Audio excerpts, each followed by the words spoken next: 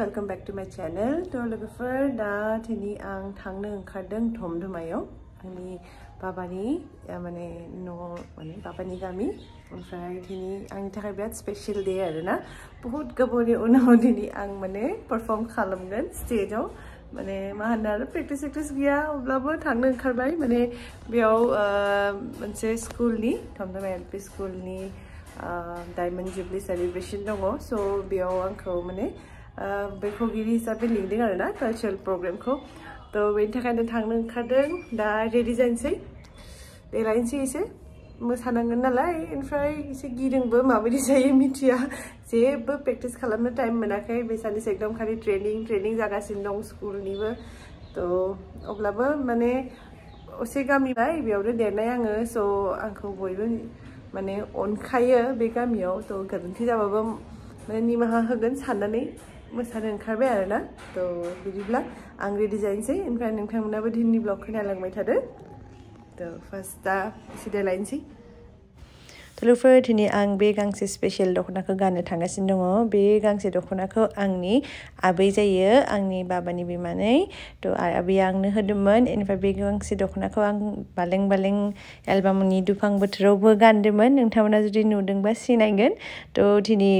आरोबाव आं धमधमायाव थांगोन नालाय सो एसे मेमोरिखौ माने रिफ्रेश खालामनो थाखाय आं बे दख'नाखौनो गानबाय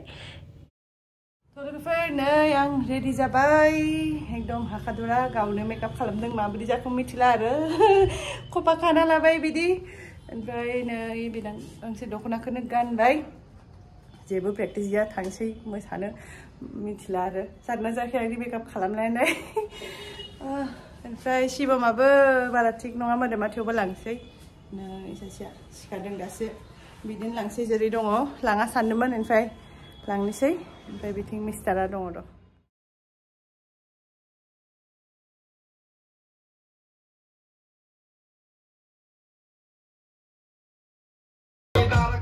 ओमफ्राय लोगोफोर जोंना थारमाने दिनै फैनायावनो एसे लेट जाबाय फाइनालि जों सफैबाय अब्लाबो जों माने 6:30सोआव सफैनांगौमोन जोंना 7:15सो जाहैदों माने पाठसालाखिनियाव ओरैबायदि जामाव फसिदों तारमाने लामा बानायबाय थादों नालाय ओमफ्राय ट्राकनिबो जाम बिथिं आरो राज फुजाबो सोलिबाय थादोंमोन बेनि थाखायनो तो जायखिजाया जोङो सफैनो हाबाय आरो ओमफ्राय बेनो स्टेजआ बेयाव एसे गथ'फोर मोसाबायबो थादों ओमफ्राय नै बेनो जाबाय बे फरायसालिया महिना बुनबारि प्राथमिक बिद्यालय तो माने गुदि फरायसालि ओमफ्राय बेयाव आं डाइरेक्ट नाम लागायनो मोनाखैमोन अब्लाबो आं जेब्ला उन्दैमोन होनब्ला आं बे स्कुलाव फैनो मोन्दोंमोन ओमफ्राय नै हाबनोसै अफिस रुमाव नै बिथिं आंनि आयं जायो ओमफ्राय नै बिथिं आरो मादैबो जायो तो बिराद मोजां मोनदों इमान गोबावनि उनाव सबखौबो लोगो मोनदों बिथिं आदा दङ आदै दङ गासैखौबो नुनानै बिराद मोजां मोनदों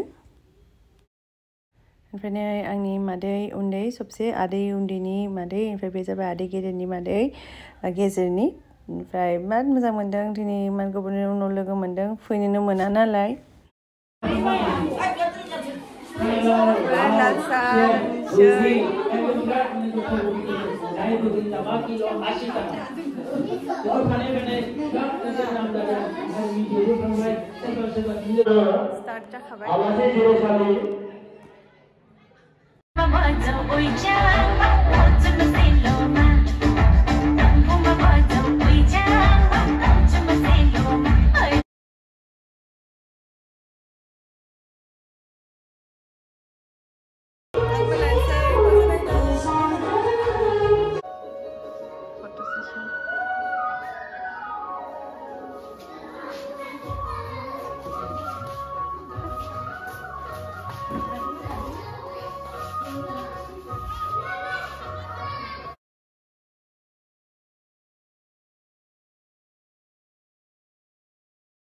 लोगोफोर बिथाङाबो आंनि आयं सम्पग्रामथियारि नोंथांमोना जुदि मिनिखैरै खानाय रुमबां बे मेथाइखौ खोनादोंबा बे मेथाइखौ बिथां आयंआनो लिरदोंमोन ओमफ्राय आंनि बाबाया सुर होदोंमोन नै बिथिं आरो आंनि भागिन जायो हिमांशु बर' बेनाबो YouTube चेनेल दङ तो हिमांशु बर' अफिशियल चेनेल YouTube चेनेल बेयाव गोबां माने शर्ट मुभिज लोगोसे मिउजिक भिडिअसफोर आपलोड खालामदों तो अन्नानै नोंथांमोना बिनि चेनेलखौबो माने साबस्क्राइब खालामदो लोगोसे सापर्ट खालामदो ओमफ्राय चेनेलनि लिंकखौ आंनि डिस्क्रिप्शन बक्सआवनो मोनगोन नोंथांमोना थ' बयबो अनसायबानो जाबाय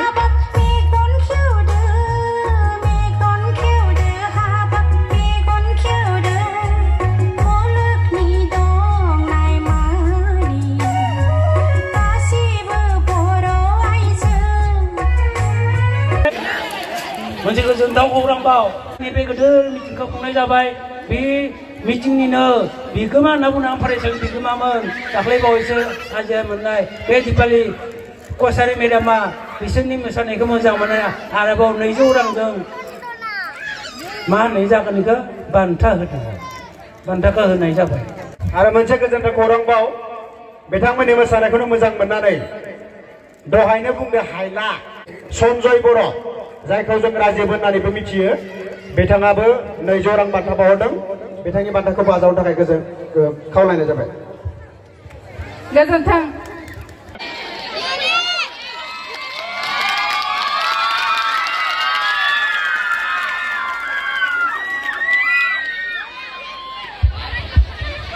दिनैनि मेहेरगोनां हाबाफारि हारिमुआरि मोनाबिलि मोनसे हाबाफारि लादों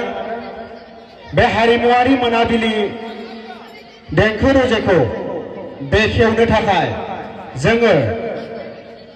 आलासि सासे जोङो सायख'नानै दोनखादोंमोन जों हांख्रायनानै लाबोदों बिथाङा दिनै जोंनि जौसाङाव दंफैयो दा जोङो गिबियावनो बिथां जोंनि बेखेवगिरि मानिनांजो बर'सारानि बसुमतारी बिथांखौ जोंनि हिराथि फोरबो फालिथाय मायथाइनि हारिमुआरि सामलाय आफादनिफ्राय गांसे आर'नाइजों गिबियावनो बरायग्रोनो थाखाय आखायाव लाबाय लोगोसेनो बिथांखौ जोंनि हारिमुआरि सामलाय आफादनि आर'नाइजों मान बावनायखौ आजावनायजों लोगोसे बिथांनि सिनायथिखौ होनो थाखाय आं गुरै खावलायबाय मानखौ बावगोन जोंनि हिराथि फोरबो फालिथायनि लेङाइ नेहाथारि मानगोनां नेरसोन बर' बिथाङा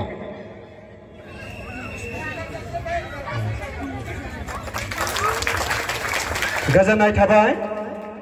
बेजों लोगोसे बिथाङाबो मुंदांखा बर' सावथुन मुलुगनि फावखुंगुर बिथाङा जाहैबाय ओम प्रकाश खेरखातारि बिथांखौबो दिनैनि बे मोनाबिलियाव बरायनो मोननानै जों जोबोद गोजोननाय मोनदों लोगोसेनो जोंनि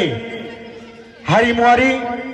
सामलाय आफादनिफ्राय गांसे आर'नाइजों बिथांखौ जों बरायग्रोनो थाखाय आखायाव लाबाय बिथांखौ बरायगोन जोंनि हिराथि मायथाइ फोरबोनि जेवजा नेहाथारि मानगोनां रातुल रामसियारि बिथाङा आधा खबनानै नांगौ रायजोफोर जों मालाबाबो नुफेराखैमोन बेबायदि सिमांना मोगथां जों साननानै मोनस'वाखै दाबो दा जोंनि बेखेवनो गोनां गुबै थांखिया मामोन बा सोरनि नामै बेखौ सोरनि मुङै बेखेवनो लादों मोनाबिलि जौसां बे जौसांखौ दान होदों जोंना केशव दैमारि दा समबार बर' बा गामियाव दौरि गाज्ला होनना बुङोमोन बिथांनि गोसोखांथियाव फिउब्ला केशव दैमारिया बेखौ जोंनो अफार खालामदों दा दिनैनि बे मोनाबिलियाव नुजाथिफैनाय गासैबो माने रायजो राजाफोर आं रायजो राजाफोर बुङा मानोना बेयाव जिरायनाय गासैबो आंनि आयं आबै आबौमोन दङ ओमफ्राय आदा बाजै नोंथांमोनानो जागोन स' आं दिनै बेयाव फैनो मोननानै गावखौनो बिराद गोजोननाय मोनदों स' गिबियावनो आं दिनै माने बे कमिटिखौ आं माने गोसो गोरबोनिफ्राय साबायखर बावहरगोन मानोना आंखौ दिनै बेयाव मोनाबिलियाव बिदि आलासि महरै लिंनायनि थाखाय एसेबां अननाय होनायनि थाखाय लोगोसे बिराद मोनसे गिदिर माने रेसपन्सिबिलिटि होनो थाखाय दिनैनि बे माने स्टेजखौ बेखौनो होनो थाखाय आंखौ दायित्व होदों थ' बेनि थाखाय फिन खनसेबाव आरोबाव रोजा रोजा साबायखर ओमफ्राय आं खालि माने फंसेल' खोथा बुंनायदों बे फरायसालियाव आं डाइरेक्ट एडमिसन लायाखैमोन किन्तु आंनि माने फंबाय अलंजों लोगोसे आंनि आब'मोन रंजालि आब'मोन ओमफ्राय लाइमोन इसोरजों आं जेब्ला स्कुलाव माने बन्द' मोनोमोन बेयाव आं फैनानै फरायनो मोनदों गाराङाव गाराङा लिरनो मोनदों लोगोसे माने फै बिमा फै बे आरज मेथाइखौबो आं बे फरायसालियावनो माने खोनानो मोनदों स' ओमफ्राय दिनै बे फरायसालिनिनो माने मा होनो डायमन्ड जुबली सेलिब्रेशनाव आं माने बाहागो लानो मोननानै माने बिराद गोजोननाय मोनदों ओमफ्राय बे गामियाथ' नोंथांमोना बयबो मिथिगौ आं बावनो देरनाय ओमफ्राय बेयाव आंखौ लिंनाय लाबोनो थाखाय आं माने गोसो गोरबोनिफ्राय फिन खनसेबाव साबायखर हरबाय ओमफ्राय लोगोसे बारा आंना बिदि माने बुंनायनि अयभास गैया अबाफोर गोरोन्थिबो जानो हागौ थ' निमाहा बिबाय गोबारै आफा खननानै नांगौ रायजोफोर आरो खेबसेबाव गोजोननाय थाबाय जोबोद गोजोननाय थाबाय दिनैनि हारिमु मोनाबिलिखौ बेखेवनानै होनायनि थाखाय दा जों बेखेवगिरि बिथांखौ गावनि रोंगौथिजों मोसायोना रोजाबो आं बेखौ मिथिला जायखि जाया मोनसे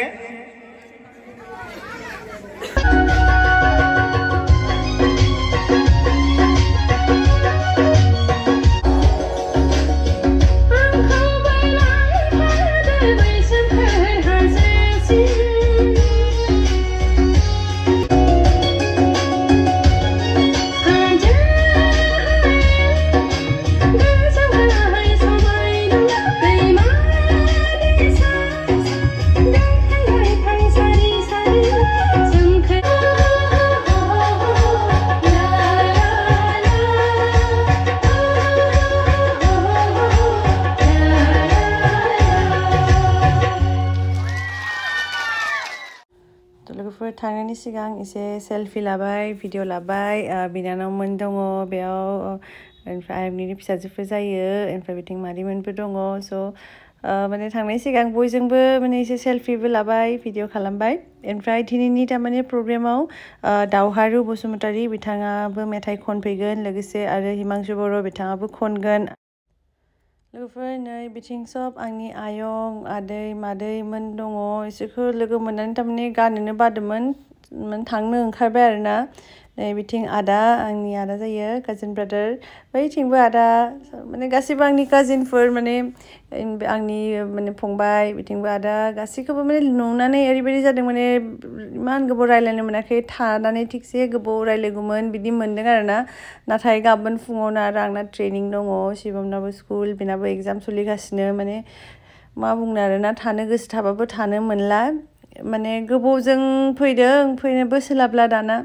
थ' माने मानसिफोरखौ नुनानै माने गाननोनो बादोंमोन आरोना माने दसे थानानै जेन बिराद रायलायगोन बिदि गोसो जादोंमोन नाथाय उपाय गैला मा खालामनो आरो दाथ' आरो बिदि थानो गोसोबाबो थानो मोनला अब्लाबो नायनोसै माला फैफिननो हायो बैथिं आंनि आयंबो जायो आरो बिथिं आं आनैबो जायो सोमोन्दोफ्रानो उल्था पुल्था थ' बिथांमोनाबो जिरायनानै दङ माने